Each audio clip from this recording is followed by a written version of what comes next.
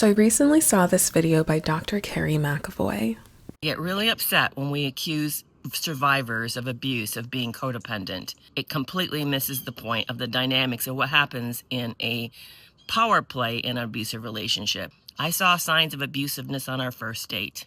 He was directive, kind of overbearing. He was trying to typecast me as a certain type of person in order to control my behavior. But I also saw a lot of positive signs. And this was the first person who had so much in common with me. I didn't realize he had been mirroring and mimicking me. But here's the problem when we call victims or survivors codependent and completely ignores the research of Sandra L. Brown in 2014, which found that 2/3 of survivors had no history of trauma or bad childhoods. They did not score high on an ACE, and they had not had previous bad relationships. We underestimate by the idea that we walk into any relationship with full agency and full autonomy assumes that there's full disclosure on both parties, and we know there's not. Narcissists and other character disordered individuals do not disclose the whole picture. They're lying about a lot. It also assumes that there is equal investment and reciprocity. This person, by the moment they met you, has already introduced intermittent reinforcement. They've been using hot and cold behavior as a way to keep you engaged and off balance so that you're more invested in them than they are in you, and that gives them automatically more power and the upper hand. So here she's setting the record straight. She's correcting a common misconception, which is that if you end up in a narcissistic relationship, you must be codependent. And I really wanted to bring this conversation to you because I have some thoughts and I would love to hear yours. Is your codependency to blame, or were you simply just manipulated? So welcome back. I'm Unique Bell. I'm a trauma-informed certified intimacy coach. And as soon as I saw this video, I was like, I must make a response, because I actually think there's a little bit of nuance here. And I've been following Kerry McAvoy for quite some time, so I know her backstory and I know quite a bit about what she's shared about her relationship with her ex-husband, which was very, very manipulative, dangerous. I mean, just awful. The worst.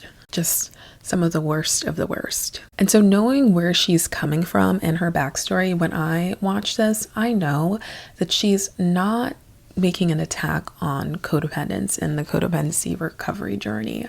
And so if you've been following my codependency recovery series, you know that the sense of self-responsibility is a huge part of the recovery and healing, because as long as we remain other focused and approach our healing from that codependent other focused mentality, we simply can't heal. As long as our healing is dependent on someone else, just as in the codependent brain, our emotions and our actions become dependent on someone else and what they're doing and how they're feeling and their thoughts and how they're shitting us, right? As long as that is active and remains active when we're trying to heal, we can't really make progress. Healing from codependency requires us to recognize, actually, I have control here and I have power here, not by trying to control how others perceive me or try to control what they do through people pleasing, right? Or trying to meet their every need, but I actually can make an internal shift. I can actually change how I experience this relationship. I might not be able to change the other person, but I can change how I experience this relationship and how I relate to the outside world. And that is actually all on me. That's an internal choice that I can make at any time. And so in that way, your healing isn't dependent on what someone else is doing, what they think, right? That would be you still remaining in the codependent programming, that loop, right? That keeps you tied and compelled to act in ways that are often outside of your integrity, outside of what you value, outside of what you know deep down you deserve. And so this is where part of the confusion comes in, Because, okay, in the healing part of the journey, in our codependent recovery journey, we have to resume responsibility of ourselves. But when we're still codependent, we often take on the responsibility of other people and their feelings and their emotions. We feel responsible for them. And so when you're in this quasi middle space where you're learning to be responsible for you and recognize where you play a part in this dynamic, you're also still a little bit in the unhealthy part where you are overly taking responsibility for other people's actions. And it can be confused. These two phases can be confused. They kind of, in our mind, the circuits might be crossed where we think we are recovering and we're taking a fair amount of responsibility for ourselves and our part in the relationship, but we might actually be taking responsibility for someone else's poor behavior. And so that's the first component I want to point out. The second layer of this is that because that need for self-responsibility is part of the healing journey, codependents can actually be shamed a lot for being codependent. Because from the outside, it appears that being responsible for yourself should be the very base minimum, right? That a healthy human should be able to do. And if you grow up in a great family, a great home, and you develop a wonderful, strong sense of self, you are supported in that. You're not shamed or guilt tripped, right? You're not being abused to take on other people's emotions and abandon yourself. Yeah, right? That's kind of like the main thing for parenting is helping your child become responsible for themselves. And so those who that was like, yeah, that's just step one. It seems like it's so easy because they had a lot of support, right? In building that strong sense of self and not having those compulsions to abandon themselves ingrained into their nervous system. And so to them, it's like, well, why aren't you doing this very bare minimum? And the codependent is often shamed for being codependent. And whereas self-responsibility is the goal, we then have this outside messaging of you are responsible for any negative outcomes from your codependent behaviors. You are responsible for falling for manipulation, for falling for abuse, gaslighting, because you need to take responsibility. You see what I'm saying? It becomes a form of shaming, of degrading, and making codependents feel generally awful. Right? And so that's where we have self-responsibility, but then we have shaming and blaming from the outside world who does not understand how codependency forms, what keeps it in place, why it's so difficult to recover from. So that's the second layer. And then we've got a third dynamic going on. We've got a third layer of chaos. This is where abusers actually, especially those who are well-versed in psychological terms, maybe they read or they study psychology, so they're really good at manipulating. And they're aware of this thing called codependency, or maybe even you've brought it to their attention, like, I think I might be a bit codependent and I'm working on it. Oh, we don't know it, but we've just given them the cheat code to really hacking into our system. And so a really crafty abuser will say, So a really crafty abuser, when you bring something to them, an issue that you have in a relationship, an unmet need, something that's unresolved, instead of taking responsibility for their part or the conflict or the issue, they will say, I think you're just being codependent.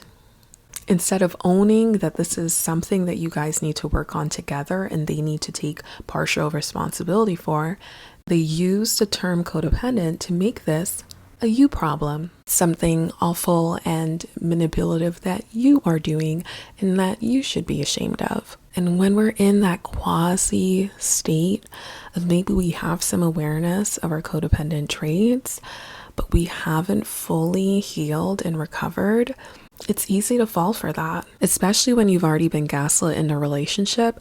It's very easy to not have that strong hold on your inner sense of reality and your own knowing and just kind of default to their version of the story. And this is part of what Kerry McAvoy was experiencing. She had a highly manipulative partner, and I believe that she has shared that this person has shown traits for psychopathy. And so she had this highly manipulative partner that was evading responsibility by hiding behind the story that she was codependent and she was the one with the problems. And so Kerry is saying, I didn't enter this relationship codependent. I didn't get suckered into being with a narcissist because I was codependent. This person was simply highly manipulative. And so here are my thoughts on that. Hey, so if you can take a quick moment before we continue into the rest of the video to tap the buttons below, hit like, subscribe, and maybe even share this video with a friend if you feel that this message is also for them. It really helps the channel to grow, and I really appreciate it. Okay, back to the video. Are you experiencing codependency, or are you just dealing with a highly manipulative person? I've said it before, and I'll say it again. While narcissistic people and human predators often target those who have a history of trauma, who are codependent, who are empathic, consider themselves empaths, anyone who is vulnerable or has a tendency to want to see the good in others. While they may specifically target these groups and try to get one of these suckers in their eyes, they also target just about anyone. To a narcissist, anyone is fair game. It's just a matter if they can play their cards right and get an in so that they can start their 3-stage process of love bombing, devaluation, and discard. So you could be a relatively healthy person and maybe just going through a tough time, which Kerry McAvoy was. She had recently ended a previous marriage where I think her first partner might have even passed away, if I remember correctly. And she has 2 sons, I believe. And so she had kids that she was taking care of on her own and also grieving. And so she was in a really vulnerable place. So while she might have done a lot of work on herself, she was in such a state where an abuser, a human predator, could find their in. And so yeah, no, you don't have to be codependent in order to end up in a narcissistic relationship. But I personally believe that codependency, the codependent programming, is the abuse within these relationships. Installing that codependent chip in your brain, in your system, is part of the abuse. And so while she may not have entered the relationship codependent, going through the process of being gaslit, love bombed, humiliated, verbally abused, lied to, manipulated, going through that process, going through those experiences does create codependency in the victim. In my opinion, codependency is the fear system that keeps the abuse in place. It is the installed, updated iOS system that is going to keep you in that relationship. So even if you weren't codependent when you got into the relationship, you sure are when you're in the middle of it. I mean, think about it. You start doubting your reality. You start deferring to that other person's reality. You're constantly on pins and needles. You're hyper focused on them. You're trying to meet their every needs, their expectations. I mean, doesn't that sound familiar? Doesn't that sound like exactly what we've been discussing in this codependency recovery series? Like, hello, narcissists train you to be codependent. They train you to abandon yourself, to abandon what you really feel, to abandon even what you know, what you have studied. You could be the top of your field, and a narcissist will compel you to abandon your own learned knowledge. And so, yeah, you don't have to be codependent to end up being manipulated by a narcissist. And I completely understand this video and why Kerry McAvoy made it. She's really pushing back on the story that she was solely to blame for that relationship and the harm that it did to her and her family. But from what I've heard her describe in her videos about what she experienced and the feelings that kept her tethered to this person, that sounds a lot like codependency to me. So she's balancing things. She's balancing the shame that the outside world is putting on her, and also acknowledging that she didn't start the relationship this kind of lost at sea codependent person. She was in a vulnerable place and she deserves sympathy for that. But I am kind of pushing back on that because she's creating this kind of like, I deserve sympathy because I was vulnerable and I wasn't codependent. This person was just a really awful, highly manipulative person. But hello, I also think even if you are codependent and that's what got you into that relationship, you deserve sympathy as well. I think uneducated people online might push this story that codependents should feel shame for being codependent and getting into that situation. But codependency doesn't form in a vacuum. Codependency is the result of abuse. And so it just kind of makes me feel ugh when I hear that. And while I respect her perspective, I don't think being codependent means that you are any less deserving of sympathy, empathy, and understanding from others. If you've ever seen a baby, you know that that little creature doesn't wake up just wanting to abandon their needs. I mean, they cry every chance that they can get. That's their way of communicating. Hey, I need help. I need food. I'm uncomfortable, right? They're so in touch with their bodies. We don't just wake up, come into this world wanting to be codependent. And so while I understand where she's coming from and she's pushing back on that shaming message, I think it's important to remember that codependency is very much a compulsion. It's not something you can help if you don't have the tools to rewire your nervous system. If you don't know any other way and your programming has shaped you into this, then how can we shame you or blame you for that? While reclaiming your right to self-responsibility, because let's face it, when you're dealing with codependency, you don't even feel like you are allowed to just focus on yourself. Reclaiming that is an important step, but it does not mean that you are to be blamed for your misfortune, the awful and highly manipulative people in your life and their actions. And so those are my thoughts, and I would love to hear yours. What is your perspective on this? Have you noticed that kind of shaming of codependents and blaming them for their abuse? Have you also seen that? Do you feel that that was projected onto you?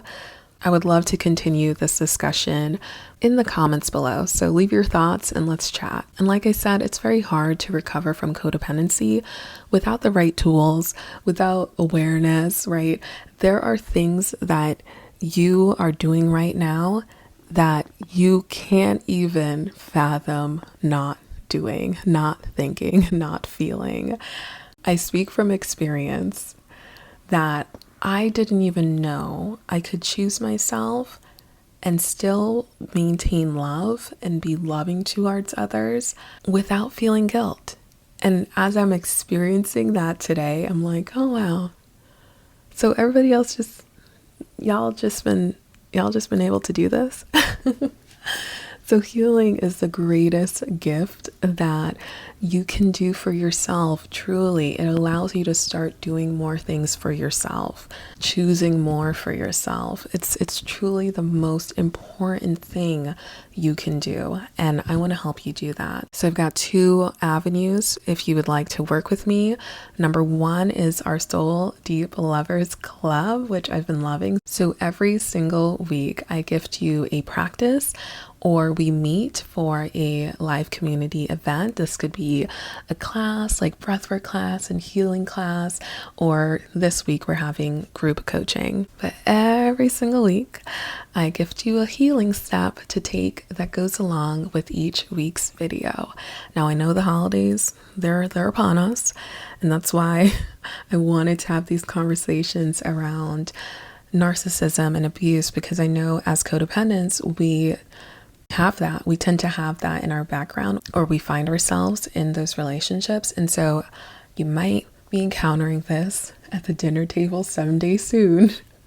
And so I want to gift you some tools this holiday season to continue on your codependency recovery journey, and also have some live support as you're navigating what might be coming up this holiday season. Whenever you sign up, you'll receive the previous week's practice and then access to this week. So last week we explored healing sensual trance states. Very exciting.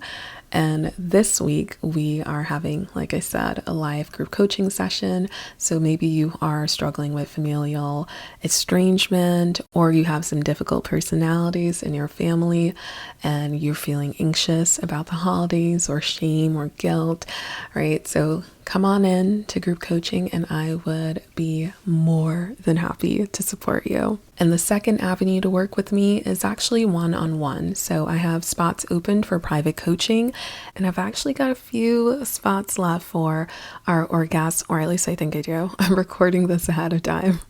So actually, you're going to check the link, because I've got a new coaching intensive. I've never offered anything like this before. These are extended deep coaching sessions for those who feel they are on the cusp of an orgasmic rebirth. Maybe you've done a lot of healing work and you just feel like there's a missing step, something that your current psyche, your current layers of resistance is not allowing you to relax into. And that is who I want to work with this new year. I want to work with those of you who feel like you're cycle breakers and you've done a ton of work to break your patterns. You've done a lot of healing, and now you're ready to allow this new chapter, this new version of you to emerge and start to live and breathe for you. In this 4-month program, I'm focusing heavily on replenishing your nervous system. So restoring a deep sense of safety, a deep sense of security, and allowing the body to actually offer up the next stages. So we're doing a lot more in these 4 months that I typically would do with my 3-month clients. I've more than doubled the coaching hours and added some special guided healing intensives, because when we're not feeling safe, it's going to be hard for us to really transition into the next stage of the healing process. So if you're someone who is still kind of gripping and holding your breath, you're waiting for the other shoe to drop, you're still on edge around, am I going to end up in another awful relationship? Are things going to go sideways for me again? Especially if you're someone who's recovering from narcissistic abuse, you may feel like, okay, I know more about the world now, and like, wow, I didn't think that this was in the world. I didn't know that it was this bad. You might be feeling disillusioned and like you can't actually access that inner spark anymore, that sense of optimism, of joy. And I want you to know you don't have to accept that. You might have a lot of pent-up anger and rage that this happened to you, that these people exist, right? That this type of abuse is prevalent on our planet, and you might even feel helpless in the face of it. And so thinking about dating or meeting new people might actually just feel like a heck no in your body right now. So I want to help you feel safe again. I want to help you replenish your nervous system, especially after the year that we're having. You may already be in a state of burnout or on your way there. And so I want to help you really care for your nervous system so that we can prevent that, or give you tools to help you get out of burnout if you're already there. And especially if you're someone who's recovering from narcissistic abuse, you may have lost a sense of not just optimism, but really a deep guardedness around the world, and fear around future relationships and what the future holds. And it's really hard to create and manifest and co-create with the universe and our deeper self when we're in that state. And so while your soul may be tugging on you and calling on you to move forward and step into this new and reimagined version of you, you may be hesitant to go. And so I want to give you the tools to somatically feel safe and secure and feel like you can confidently navigate this world without fear that the past will repeat itself or you'll abandon yourself due to your codependency or being manipulated by another abuser. Because while abusers are really banking on plausible deniability, and when you are tuned in to your deeper self and your inner knowing, your body picks up on quite a lot. And so they might try to play mental tricks, but when you're tuned into your body, you'll be able to catch it even before they open their mouths. So I want to give you your confidence back and allow this new you that you've worked so hard to step into, allow it to finally emerge, because you are more than just a generational cycle breaker. Yes, your ancestors are proud of you. Yes, they're cheering you on, but you are also here to live and to have a magnificent time doing it. You're not just here to carry everyone else's burdens and transmute the pain of your family line. You are here for so much fun. You're here to experience so much more than that. So I want to help you step into that new chapter. If you feel you're on the cusp of an orgasmic rebirth or you're ready to welcome one, come on in. I'll leave the link to that really special offer. Like I said, I've doubled the amount of coaching sessions, and I just think it's an incredible opportunity. I don't know if I'll offer it again. So if you want this journey, if this feels like this is the right time for this, come on in. I don't want to rush your process, but if you feel now is the time, answer that call. All right, so those are 2 ways that you can work with me in the upcoming months. Choose either, choose both. Choose both. Soul Deep Lovers Club is just $12 a month. So if you want to come on into Soul Deep Lovers, please do. What excuse? That's like the price of 2 coffees these days, right? Like, you easily spend that money on things that you even forget you purchased. So why not spend it on something that will help you step into the best version of you and finally kick these toxic relationship patterns to the curb. So come on in. I'd love to have you. And if you're ready for that deeper journey, check out the Orgasmic Rebirth program. I've detailed a full coaching plan. So if you have any questions, read through those pages, read through that website, and you can also book a free exploration call with me if you're still not sure if the journey is right for you. I've only got a select number of spots because it is private coaching. And it's quite a lot of sessions. It's quite a lot of time that we're dedicating to that program. You can comfortably complete it in 4 months, but you can also extend it to 6 months or more if you need additional time. And so that's a bigger investment, but well worth it. I'm so excited to work with you if you feel called to that. So check out the link for that below. And I hope to see you in either one of those places or both. Thank you so much for listening. Leave your comments below. Again, I want to hear from you, and I will see you in the next video. Why don't you check out this next one on how codependency affects our sex life? See you inside. 4 months of deep replenishment, deep healing. We're going to dive deep. I'm going to hold your hand through all of it, and you will emerge renewed. You can check out the full breakdown of each session that's included. If you're recovering from narcissistic abuse, I've really catered these specialty sessions specifically for you. If you want to say yes to that journey, check out the details below. Orgasmic Rebirth 2026. Let's do it.